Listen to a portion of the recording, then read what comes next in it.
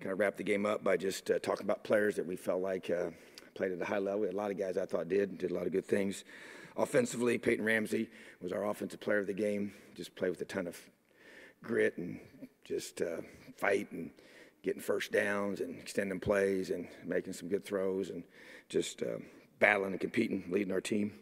Defensively, Gavin Everett, Raheem Lane, and Andre Brown were all three the co-defensive players of the game. Thought that the two corners, Raheem and Andre, had a big challenge guarding some very, very talented receivers with great length and speed, and did some good things with them and really attacked the ball. And Gavin had his best game of the season production-wise, but just been so solid.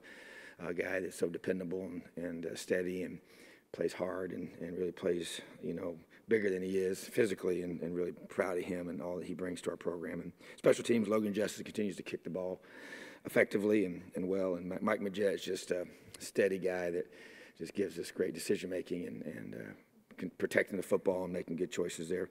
As far as our preparation, our scout guys continue to work extremely hard.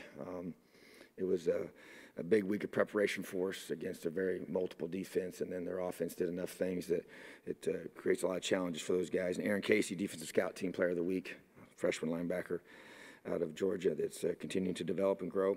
Offensively, the Scouts of the Week, Aiden Rafferty and Connor Thomas continue to work extremely hard, and a lot of times those old linemen don't get a lot of rest on those scouts, and so those guys go over and over and over again and really appreciate their effort. And then Special Teams Scout of the Week was Ryan Barnes, a young man from Noblesville High School here in Indiana, just continues to work extremely hard. And very valuable guy, can play offense, defense, and a very versatile young man. Was that same way in high school. So proud of our guys, and had a great time with them in the locker room afterwards, and challenged them, encouraged them, and got to focus right away onto the task at hand, which is playing for the Old Oaken Bucket here on Saturday at noon against Purdue.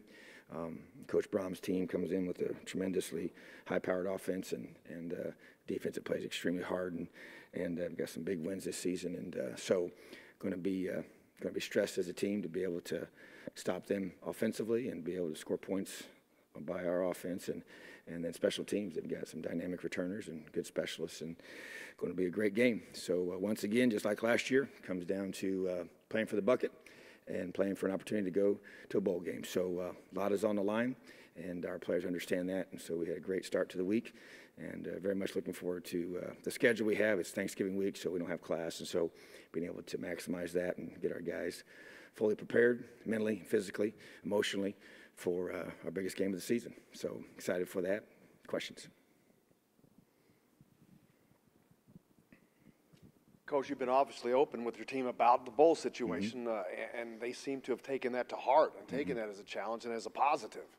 They did. We went to Michigan to win and to go get bowl eligible, and they've responded. We got a really neat group of young men that I think have a good mix. I've said this all along. We got some good core leaders, some older guys, and we have a lot of youth mixed into that. And so there's a hunger there, and but there's always a point in the season when it gets to be a tough road, and the schedule that we always play, and so I just think that the guys have bought in here at the end and have finished strong, and it's critical that we completely finish the season here with game number 12 at home, and so I've just been was upfront with them again today. We know what's at stake, and we know that winner gets to go play in the bowl game and the loser gets to stay home. So that's what we're playing for. Coach, during the radio broadcast, Buxer said something interesting. He said that you really don't appreciate a trophy until it gets taken from you.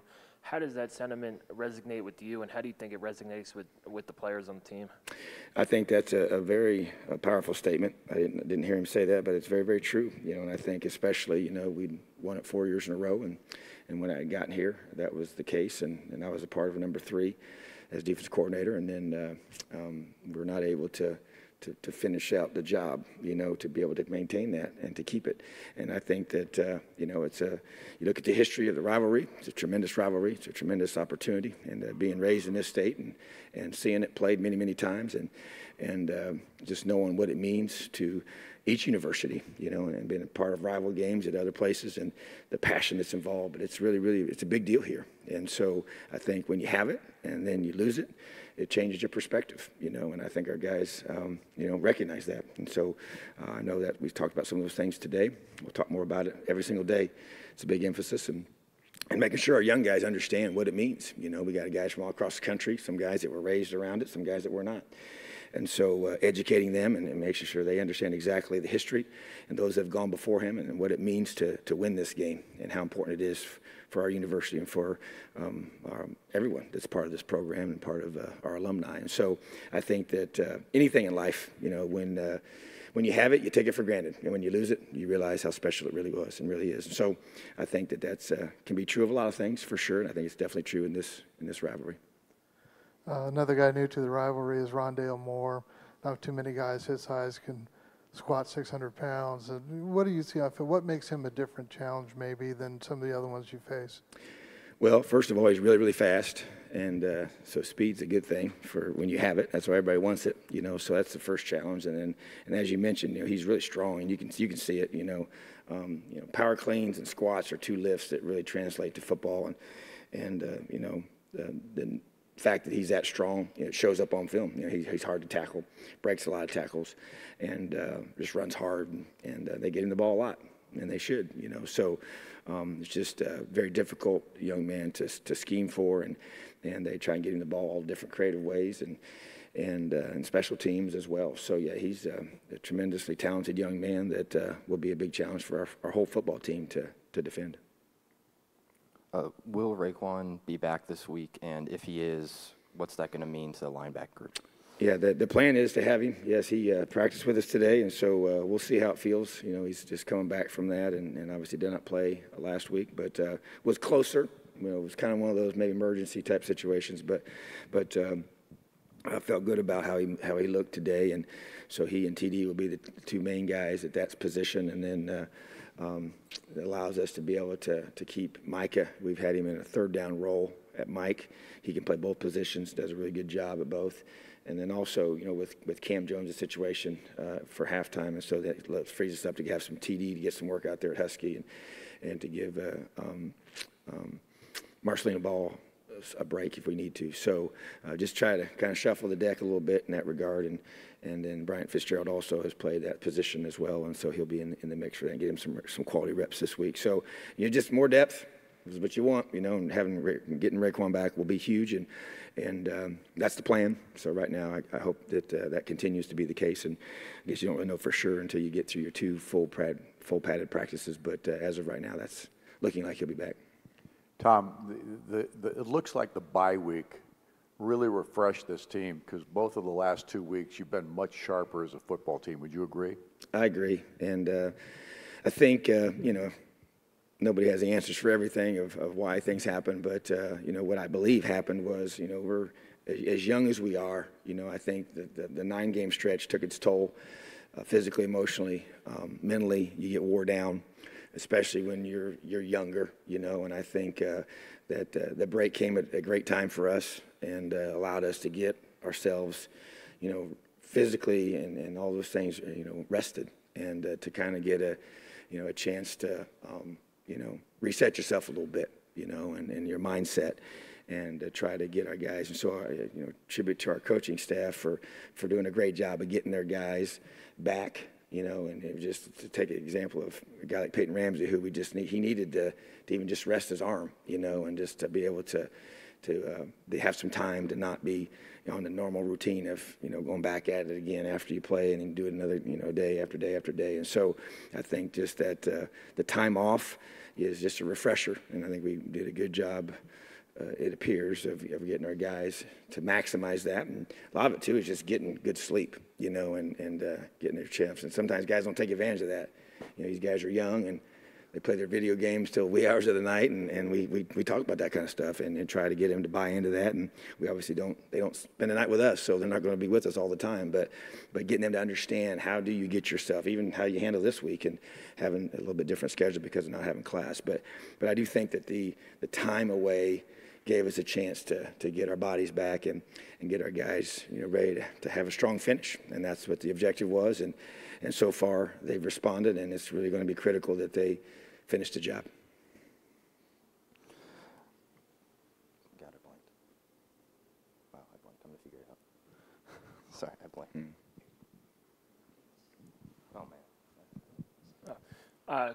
Coach, there's been a lot of noise about 30 hits and 30 plays and some criticism in the internet on some late hits, things like that. Do you care to comment on that, or are you just going to leave it be?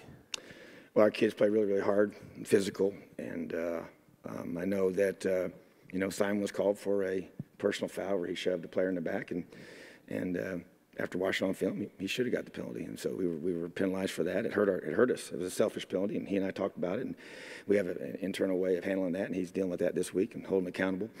That's not, we're going to play hard to the whistle, and the whistle was blown, and he, made a mistake, so, but our kids play really hard and really physical, and we don't apologize for that. Within the rules, that's how we're going to do it.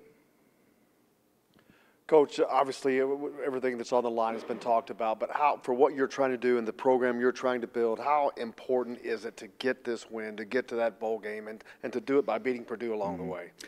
It's big, and I think that's pretty obvious. You get extended practice time with your team, for a bowl game, and that's huge for a young team especially. And you go through and see that, we've stated pretty clearly the youth that we have and how many guys that are freshmen and sophomores that are on our team right now. And so that gives you almost a whole extra spring in some ways of technique work and development. So that's huge. And then just in recruiting, it's a big deal.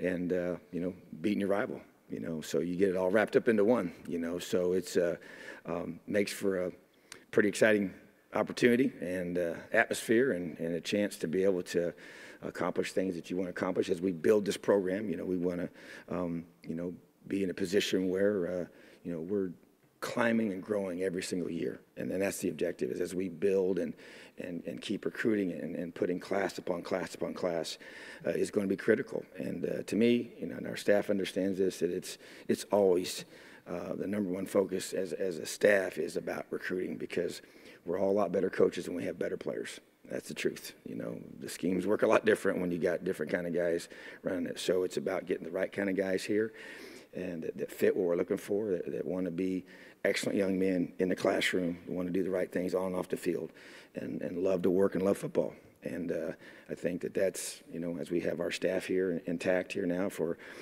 going on our second full season, just trying to continue to build off of that. And really love the group of guys that we have here now, and got to continue to build that. And that's, this kind of a game and what's at stake creates more opportunities for that to help us. And that's what we're trying to do. And so to me, it's a big game regardless if you take any of that stuff out of the mix, but it becomes intensified and even more important when you look at the ramifications for being in a bowl. Was it obvious to you that Jacob Robinson, one of the main reasons for him coming back this year was this bucket game? And I guess what difference have you seen with the team, with him actually being able to play and not just a presence on the sideline? Yeah, I think that, he's an in-state young man, that this game means the world to him, and especially when he's one of those guys you talk about that was had a chance to win it his first 2 years here and then lose it last year. And being a young man that played at Westfield High School, and just cares about our university. This is his home state, and there's a lot of pride. And he's one of our guys. And having him out there, on the field and not just being a cheerleader, now he's playing, and getting him back was huge. And he wanted to fight to come back, and he's worked extremely hard to come back, and he's invested a lot in this program, and he's one of our leaders, and one of the guys that we, I rely on to talk to and get a pulse of our team, and his care factor is really, really high, so, and he's a awesome young man. He's going to be very, very successful in his life. And so it means a lot to him, as it does to many of our older guys on our team, and our younger guys obviously learning, and understand it as well. So you need guys like that to be able to allow you to prepare at the right level to play in this kind of a game. Coach, obviously got a lot of young guys from out of state. Excuse me. Probably their first Thanksgiving, they won't be at home because of the distance. They can't go home. What do you try to do to maybe, just so they're not, it's probably kind of tough on them not be able to see their family. Mm-hmm. What do you guys kind of have planned for Thanksgiving to try to keep them like the family type atmosphere? Yeah, we really work hard at that. And so the plan that we have is we have every single position coach works with his guys. And so we have every single player is in somebody's home. And so whether it's at a coach's home, whether it's our home, whether it's one of their teammates' homes, and all the guys that are outside of about a 2.5-hour radius, they're going to be with someone else's family, and we make sure of that. And we started working on this, a week and a half ago, and had it finalized a week ago to where we knew exactly where every single player is going to be, that they all have a home cooked meal to be there and to get that family feel that we want. And I've been places where sometimes you bring the whole group together and have a meal with the whole group on Thanksgiving Day, but I think it's more personal when you get them in homes. And I want our players to be able to. And some families come here, and they have the meal with them here in Bloomington and then stay for the game since it's here at home. So we just want to make sure we do a great job of that. And our coaches we did it last year this way, and we're going to do it again this year, and it works really well. Offensively, what challenges does Purdue present to your defense with David Blau, Rondale Moore, and DJ Knox in the running game?